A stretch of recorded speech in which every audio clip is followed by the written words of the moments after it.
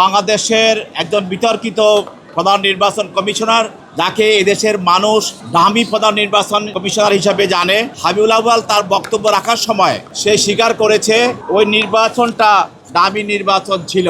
সে নিজকে সেভ করার জন্য সমস্ত বক্তব্য সে সরকারের উপর এবং জনগণের উপর দায় চাপিয়ে দিচ্ছেন। আর এটা ওইটা না, কাপড় ধোয়ার একটাই সলিউশন, চাকা অল ইন ওয়ান। বাংলাদেশের একজন বিতর্কিত প্রধান নির্বাচন কমিশনার, যাকে এদেশের মানুষ দামি প্রধান নির্বাচন কমিশনার হিসেবে জানে, গত 7 জানুয়ারি বাংলাদেশে যে একটি অবৈধ এবং প্রহসনমূলক নির্বাচন হয়েছে, যে সেই নির্বাচনটার মূল হোতা ছিল আজকের এই হাবিবুল আউয়াল। তাকে শেরেবাংলার নগর একটি মামলায় তদন্তকারী কর্মকর্তা, সে এজাহার নামে আসামি, তাকে আজকে আদালতে উপস্থাপন করে 10 দিনের রিমান্ড প্রার্থনা করেন এবং তিনি নিজেও আদালতে বক্তব্য রাখেন। তার পক্ষে তার আইনজীবীরাও বক্তব্য রাখেন। তদন্তকারী কর্মকর্তা তার বক্তব্য রেখে উভয় বক্তব্যের পরে তার বিরুদ্ধে 10 দিনের রিমান্ড প্রার্থনা করা হয় তদন্তকারী কর্মকর্তার পক্ষ থেকে। সেখানে 3 দিনের রিমান্ড মঞ্জুর করে বিজ্ঞ আদালত তাকে জিজ্ঞাসাবাদ করার জন্য তদন্তকারী কর্মকর্তাকে অনুমতি প্রদান করেন। আজকের হাবিবুল আউয়াল তার বক্তব্য রাখার সময় সে স্বীকার করেছে যে ওই নির্বাচনটা দামি নির্বাচন ছিল এবং সেও স্বীকার করেছে যে ওই নির্বাচনটা প্রহসনের নির্বাচন ছিল। এটা সে স্বীকার করেছে এবং এই নির্বাচনের দায় সে সরকারের উপরে চাপিয়ে দেওয়ার চেষ্টা করেছে। তবে আমরা বলেছি যে এইটা একটা সাংবিধানিক, আমাদের নির্বাচন কমিশন একটা সাংবিধানিক সংস্থা, এটা আমাদের সংবিধান দ্বারা স্বীকৃত এবং সে শপথ নিয়ে সেখানে প্রধান নির্বাচন কমিশনার নিযুক্ত হয়েছিল। অতএব সে অন্য কারোর উপরে দায় দেওয়ার তার কোনো রকমের সুযোগ নাই।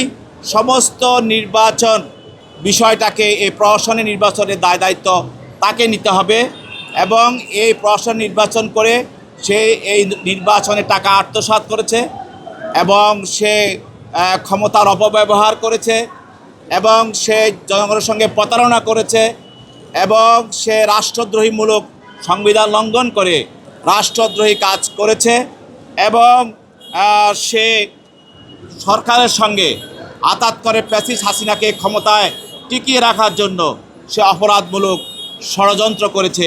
এই অপরাধ সহ আরও অন্যান্য অপরাধগুলি আমরা তার বিরুদ্ধে তদন্তকারী কর্মকর্তা আজকে বিজ্ঞ আদালতে উপস্থাপন করেন এবং তার পরিপ্রেক্ষিতে তার বিরুদ্ধে এই রিমান্ডটা মঞ্জুর হয়। আপনারা জানেন যে আমাদের ক্রিমিনাল যে প্রসিডিউর আছে সেখানে বলা আছে একজন ইমপ্রুভমেন্ট, সে একটা ঘটনা যদি থানা বা কোথাও কোনো কর্তৃপক্ষ আমাদের কোনো ল ইনফোর্স এজেন্সির কাছে ইনফর্ম করে, এটাই আমার যথেষ্ট। এরপরে যিনি তদন্তকারী কর্মকর্তা, তিনি তদন্তের স্বার্থে তিনি তার এই মামলার কোন কোন ধারায় এই মামলাটাকে উনি আনয়ন করবেন তিনি স্থির করবেন এবং এছাড়াও প্রাথমিক তদন্তে যদি উনি যে ধারাগুলিতে নিয়ে অগ্রসর হওয়ার পরে যদি দেখেন যে এই ঘটনা তদন্ত করতে গিয়ে আরও ধারার সঙ্গে এখানে পাওয়া যাচ্ছে, সেগুলিও উনি সংযোজন করার জন্য বিজ্ঞ আদালতে উনি উপস্থাপন করতে পারেন। গতকালের সেই রিমান্ডের বিষয়ে জিজ্ঞাসাবাদের পর তদন্তকারী কর্মকর্তা তা তদন্তে দেখতে পেয়েছেন যে এই ঘটনার সঙ্গে আরও বিষয়গুলি জড়িত হয়েছে। সেই জন্য তিনি দরখাস্ত দিয়ে বিজ্ঞ আদালতে তার গত কয়েকদিনে তদন্ত এবং জিজ্ঞাসাবাদের বিষয়গুলি দরখাস্ত আকারে এবং কেস ডকেট আদালতে উপস্থাপন করার কারণে তার বিরুদ্ধে এই ধারাগুলি সংযোজন করা হয়। উনি আদালতে নিজকে সেভ করার জন্য সমস্ত বক্তব্য সে সরকারের উপর এবং জনগণের উপর দায় চাপিয়ে দিচ্ছেন এবং রাজনৈতিক নেতাদের উপরে দায় চাপিয়ে দিচ্ছেন, জনগণের উপরে চাপিয়ে দিচ্ছেন, সরকারের উপরে চাপিয়ে দিচ্ছেন। এটা সে নিজকে সেভ করার জন্য। আমরা বলছি যে না, আপনার এটা জাস্টিফাই করার কোনো আপনার কর্মকাণ্ড অবৈধ এবং অপরাধমূলক যে কাজ, এটা আপনি নিজে অন্যের উপর দোষ চাপিয়ে নিজকে বাঁচানোর জন্য বা নিজের কর্মকাণ্ডকে জাস্টিফাই করার কোনো সুযোগ নাই। যেহেতু এটা সাংবিধানিক পদ, প্রধান নির্বাচন কমিশনার হিসাবে যখন নির্বাচন হয় সকল দায়িত্ব প্রধান নির্বাচন কমিশনারের কাছে দায়িত্ব হয়।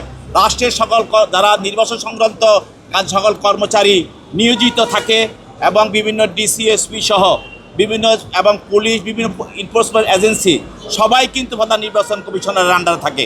অতএব আপনি নিজে অন্যের উপরে দায় ছেড়ে দিয়ে দায় থেকে এড়াইতে পারেন না, এই জন্য আপনাকে এই দায় গ্রহণ করতে হবে। আরেকটি বক্তব্যে উনি বলেছেন, ওনাকে জিজ্ঞাসা করা হয়েছিল যে সেখানে প্রতি বছর যে টাকা দেওয়া হয় সেই টাকা নির্বাচনের সময় প্রত্যেকটা ইনকোয়ারি যারা হয় বিচারকদের দিয়ে ইনকোয়ারি করা হয়, কমিটি করা হয়, সেখানে 20,000 25,000 করে দেওয়া হতো, কিন্তু আপনি প্রত্যেকটা ইনকোয়ারি কমিটি যিনি তার সদস্য ছিল প্রত্যেককে আপনি 5 লক্ষ টাকা করে আপনারা তাদেরকে রিমুনারেশন দিয়েছেন। এইটা কেন দিয়েছেন এটা সদুত্তর উনি দিতে পারেন নাই এবং উনি বলছেন এটা আমি জানি না। উনি আজকে তার বক্তব্যে সকল কিছুতে উনি অন্যের উপরে দোষ চাপাবার চেষ্টা করেছেন এবং নিজের ঘাড়ে কোনো দোষ নেওয়ার চেষ্টা করেন নাই। এবং উনি নিজের কর্মকাণ্ডকে ওনাকে বলা হয়েছিল আপনি পদত্যাগ করেন নাই কেন তাহলে, এবং সেটার উপরে উনি কোনো ফলপ্রসূ বক্তব্য দিতে পারেন নাই। এবং শুধুমাত্র উনি অন্যের উপরে দোষ দিয়ে নিজকে জাস্টিফাই করার চেষ্টা করছেন কার্যকর্মকে, কিন্তু উনি যে একটা সাংবিধানিক দায়িত্বে আছিলেন এবং তার আন্ডারে যে পুরো নির্বাচন এবং রাষ্ট্রযন্ত্র তার হাতে ছিল, এইটাকে তিনি স্বীকার করতে চাচ্ছেন না।